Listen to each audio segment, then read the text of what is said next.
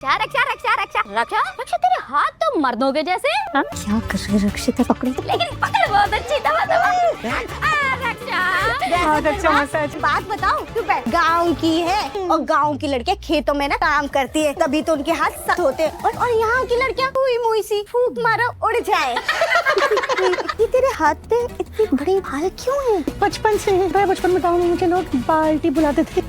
बाल, अरे मुझे देखने के लिए लोग बालूचिस्तान से आते थे। रक्षा भगवान तुझे हमेशा खुश रखे, जल्दी से किसी अच्छे लड़के से तेरी शादी हो जाए और तुझे 4 बच्चे हो। मेरे ख्याल से हमने बहुत इंतजार कर लिया है, अब हम पूजा शुरू कर लेते हैं। चलिए सुधा, अब तू अपनी सहेली की तरफ देखेगी भी। बात तो सुनना मेरी जरा। सहेली?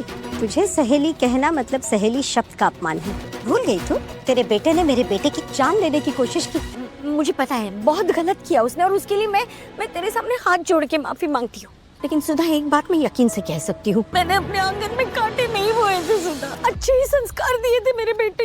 लेकिन मेरा लल्लू ना प्यार में ऐसा झुलसा, उसकी वजह से पूरी दुनिया को ही आग समझने लगा, इसीलिए वो ऐसा कर बैठा। धोखा होता है ना, इंसान को तोड़ता ही नहीं है, उसे बदल देता है। और मैं अपने बेटे को सामने बदलते हुए देखकर भी कुछ नहीं कर पाई सुधा, कुछ नहीं कर पाई। इसीलिए तुझे समझाने आई हूँ, जब पड़ोसी के घर में आग लगे तो समझदार इंसान वही हो। क्या रक्षित और अपराजिता के बीच छुपकर पल रहा प्यार आज सबके सामने एक नया मोड़ लेने वाला है? क्या उर्मिला की जिद रश्मि की जिंदगी बर्बाद कर देगी या फिर उसकी चाल उसी पर भारी पड़ेगी?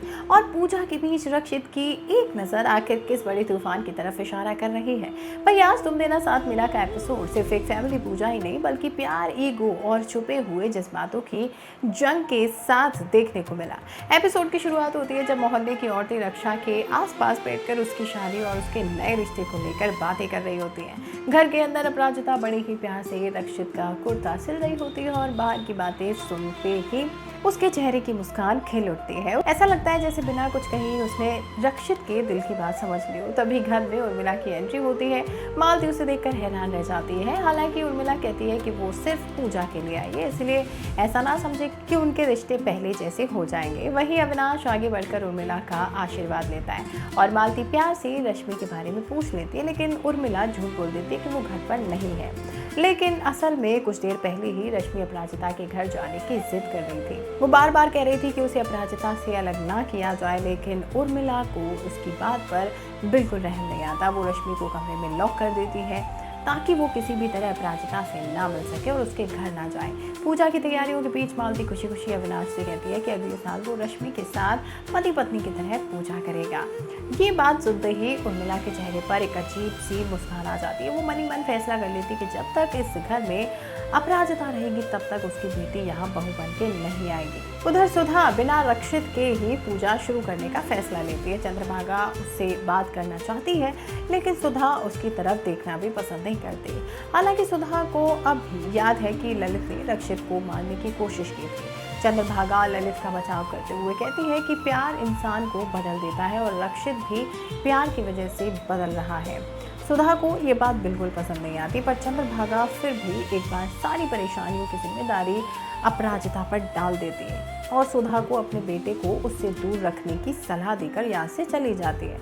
इधर अपराजिता रक्षित के पास पानी लेकर आती है, लेकिन रक्षित उसे मना कर देता है। इसी बीच पड़ोस की औरतें रक्षा यानी रक्षित से घूंघट हटाने के लिए कहती हैं, क्योंकि बहुत गर्मी हो रही होती है और जब एक औरत जबरदस्ती उसका घूंघट उठाने लगती है तभी मालती वहाँ पहुंचकर सबको रोक देती है और कहती है कि पूजा शुरू होने वाली है, इसलिए सब लोग बाहर चलें।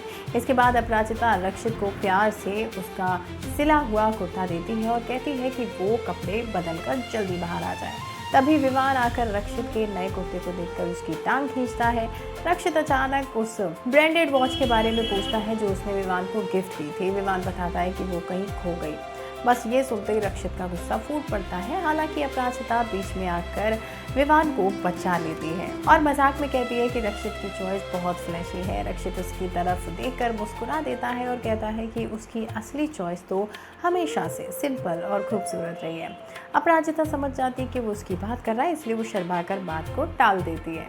उधर रोहन को पता चल जाता है कि आराध्या ने उससे झूठ बोला था। आराध्या प्यार से समझाती है कि उसने सिर्फ श्रुति का नाम लेकर बात संभाली थी और वो उसके लिए व्रत भी रख रही है।